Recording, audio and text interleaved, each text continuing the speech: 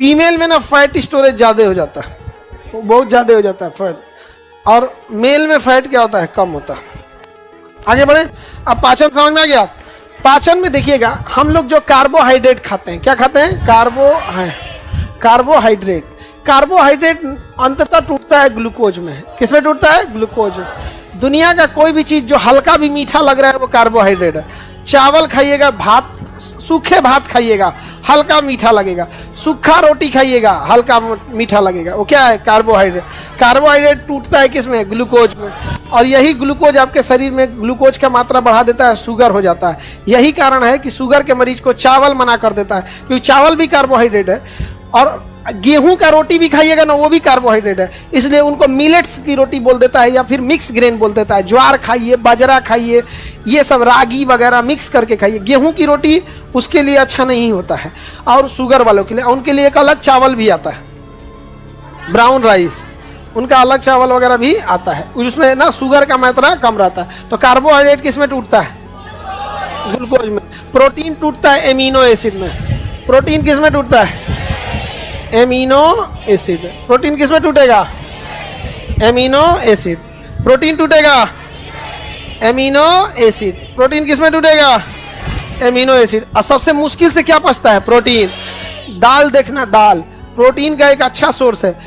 अपने से सोच लो, दाल पकने में कितना टाइम लगता है, अब पचने में भी तो उतने टाइम लगेगा।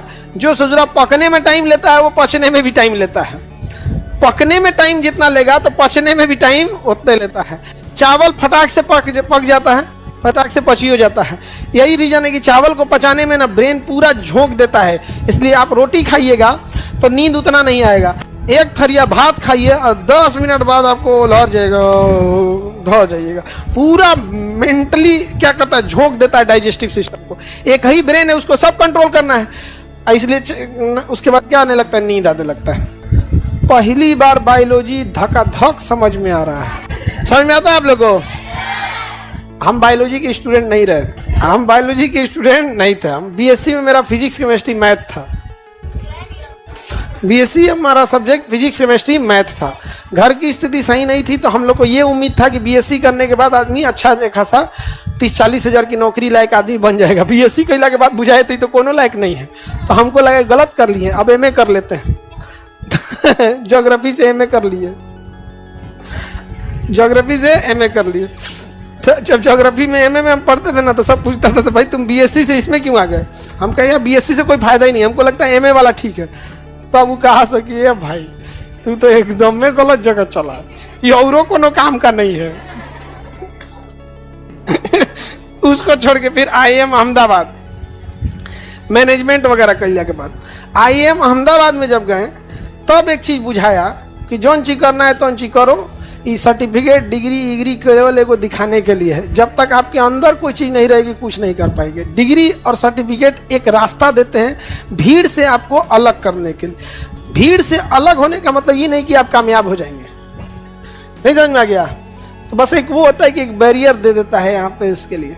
इसलिए जो करना है अपने मन से, अपनी मेहनत से करते रहिए, और आने वाले समय में ये होगा, देखिएगा। आप अपनी क्षमता से जो करना है वही कर सकते हैं। एमिनो एसिड समझ में आ रहा है, तो इससे टूटता है प्रोटीन का। अब देखिए अलग अलग चीज़ों में टूटते हैं। ऊर्जा कैसे देते हैं, ऊर्जा कौन कितना देगा, इसको ध्यान से समझना। ये समझ में आ गया कि नहीं। फैट किस में टूटता है, फैटी एसिड, ग्लिसरॉल और फैटी एसिड। फैट किस में टूटेगा, ग्लिसरॉल में टूटेगा, और फैटी एसिड में, किसमें, फैटी एसिड में किसमें टूटेगा, फैटी एसिड। अब जब हम भोजन ज़्यादा करते जाएंगे तो एक्चुअल में हम भोजन में फैट भी करते हैं और कार्बोहाइड्रेट भी करते हैं। समस्या क्या है कि हमें अगर कार्बोहाइड्रेट ज़्यादा हो जाएगा तो ऑटोमेटिक वो किस में बदल जाएगा, फैट में। अब फैट तो खाइए रहे हैं, अब समझो ध्यान से, फैट तो खा रहे हैं तो है है फैट। और अगर हम कार्बोहाइड्रेट खाएं और मेहनत नहीं करेंगे तो कार्बोहाइड्रेट फिर से किस में बदल जाएगा, फैट में।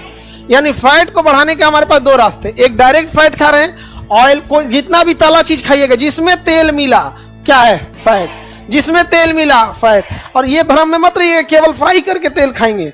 बहुत, अब बादाम खा लीजिएगा उसमें भी तेल है, अखरोट खाइएगा उसमें भी तेल है, मूंगफली उसमें भी तेल है, नारियल उसमें भी तेल है। तो इस भ्रम में मत रहेगा कि भाई हम तेल नहीं खाएं तो फैट कहाँ से आ जाएगा, फैट है उसमें। समझा के कि नहीं आएगा, मूंगफली में पूरा फैटे होता है यहाँ पर।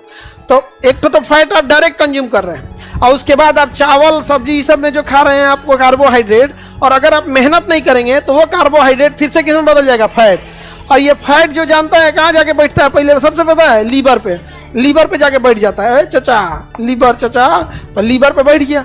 और भाई लीवर पे जहिया बैठेगा, लीवरवा का बहुते काम था, एसिमिलेशन की क्रिया में सबसे ज्यादा हेल्प कौन किया था, लीवर। बिलिरुबिन निर्माण किया था, लीवर। शरीर के अंदर सबसे हानिकारक पदार्थ होता है अमोनिया, अमोनिया को यूरिया में बदलता है लीवर, और लीवर के ऊपर जाकर छाप देता है। और जब अल्ट्रासाउंड कीजिएगा, अच्छा जब ये बढ़ जाएगा तो एसिमिलेशन होगा नहीं, खाना खाएंगे तो उतना अच्छा से पचेगा नहीं, बिलिरुबिन बनाने में दिक्कत आएगा, सब चीज़ में आएगा दिक्कत, तो आपको उतना तो समझ में नहीं आएगा। तो डॉक्टर कहेगा एक बार अल्ट्रासाउंड कर लीजिए। अल्ट्रासाउंड जब लीवर पे किया जाएगा तो लीवर थोड़ा साइज में बड़ा दिखेगा, उसके ऊपर फैट रहेगा, तो आपको बोल देगा फैटी लीवर ग्रेड 1, मतलब फैटी लीवर की शुरुआत है। ग्रेड 2, ग्रेड 3 मतलब पूरा छाप दे लो। ग्रेड 3 फैटी लीवर मतलब पूरा छाप दिया। समझ में आ रहा है कि नहीं आ रहा? और धीरे धीरे वही लीवर में सूजन का रूप ले लेगा, अलग अलग कैटेगरी होती है उसके, फिर उसमें जॉन्डिस होगा, हेपेटाइटिस का रूप लेगा, सब अलग अलग रूप ले लेगा।